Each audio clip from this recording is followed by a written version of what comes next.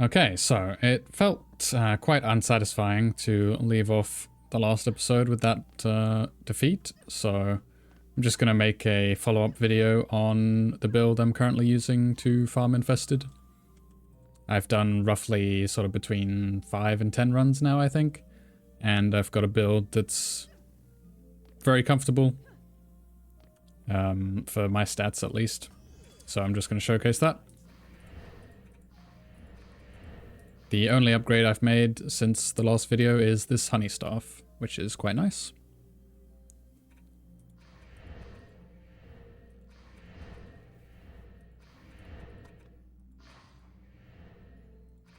I've not made any upgrades to my traps at all, and it's working just fine with those traps, so I'm not in a hurry to upgrade it.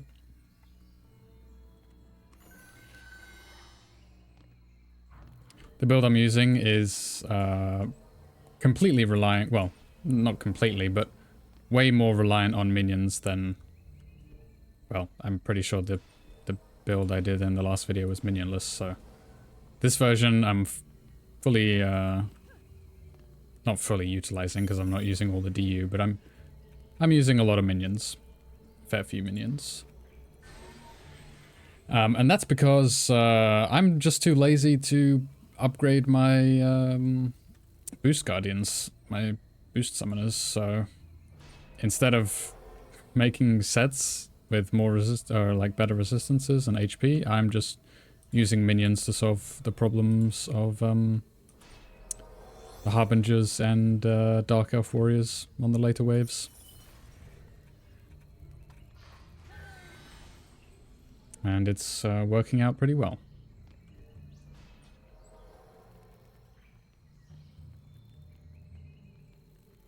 You noticed over there I'm using a Electric Aura.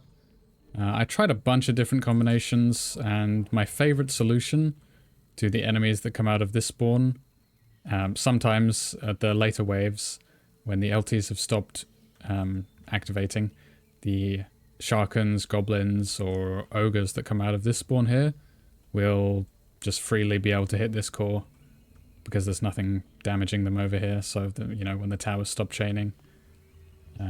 I've lost a couple times to that. And yeah, I tried a bunch of different solutions. They all worked, but my favorite is to just put the Electric Aura there. Completely solves the problem.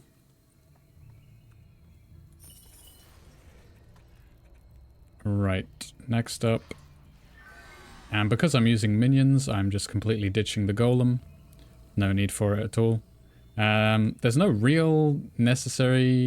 need for the Shroom Tower either, so you could just do this build could just be completely hermitless, but I like using the Shroom Tower. So yeah, that's what I'm gonna do. You would just you just build another LT in place of that.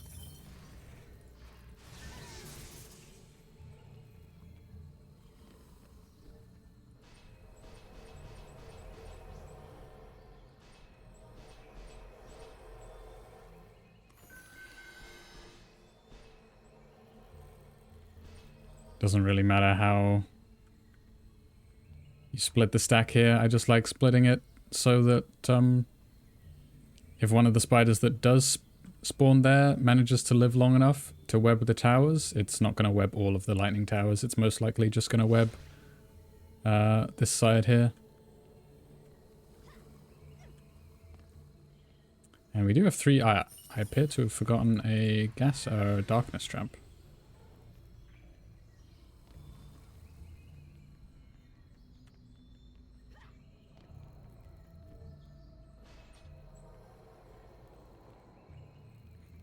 So that's it for the DU.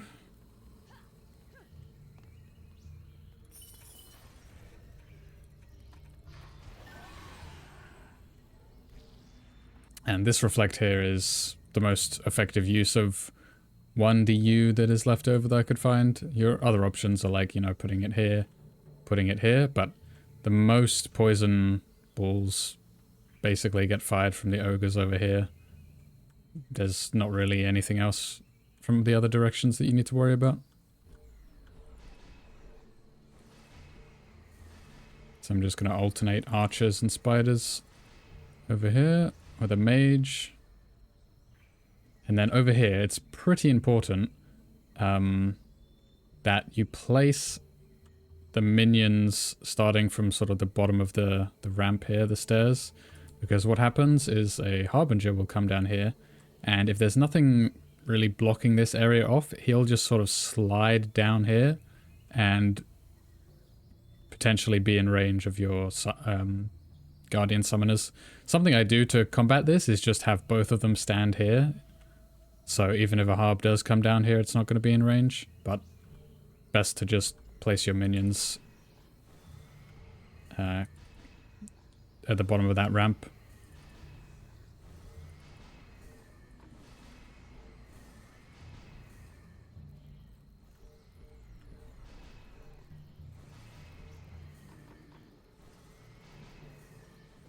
And we ran out of mana, so we're going to pick up this chest down here.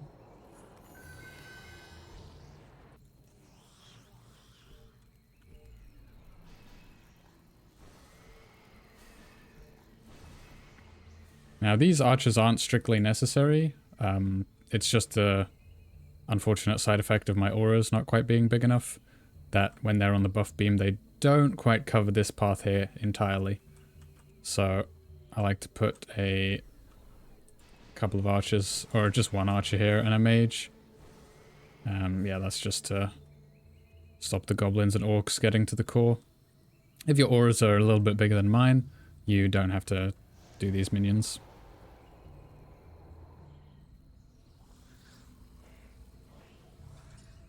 And yeah, that's the build complete. I'll upgrade everything and be back on the final wave, just to showcase the final wave. So yeah. Okay, so we're on the last wave now, and I'm going to add in my builder apprentice. And it doesn't matter what other apprentice this is, really, it could be anything. Build apprentice for the bonus, and well, the idea is to get two guaranteed staffs here. Hopefully we get something good. And yeah, it's held up perfectly fine, as you can see, no core damage. So yeah, let's finish off this run.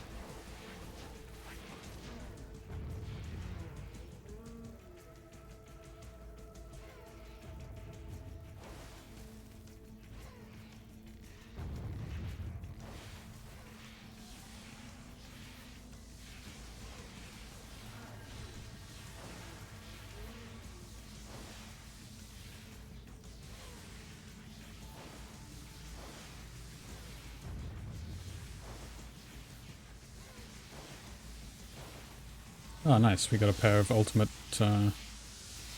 boots, even though we have 2 apprentices in. That actually happens more often than you'd think.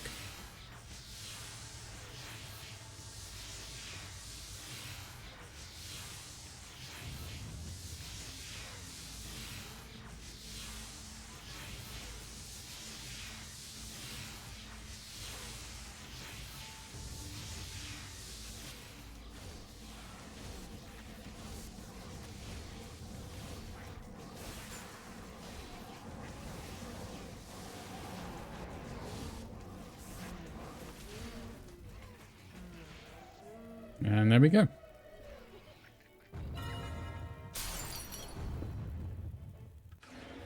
Nice, we got a spear on our summoner. Ah, and I'm full on box space because of those rewards. We'll take a look at what we got this run, and then that's going to do it for this episode. That's a lot of upgrades. I may keep that just to test it out. I have not tested the wasp since it got buffed. Okay, 2 ultimate staffs. That one is bad. That one is also bad. The spear. That is not going to be an upgrade for... Is that an upgrade for this character, maybe?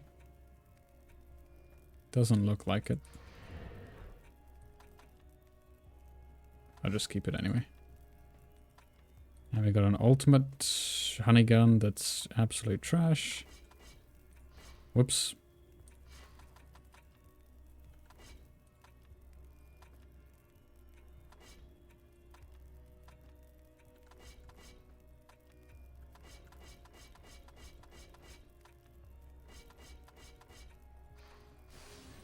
Got quite a few ults this run, so pretty good. Oh, I didn't pick these up either. Alright, so yeah, just wanted to make that little update to what I'm currently doing, and let's see. Once I've filled up my box again, we'll do armor sorting video. Hopefully get a lot of our characters in more ultimate gear.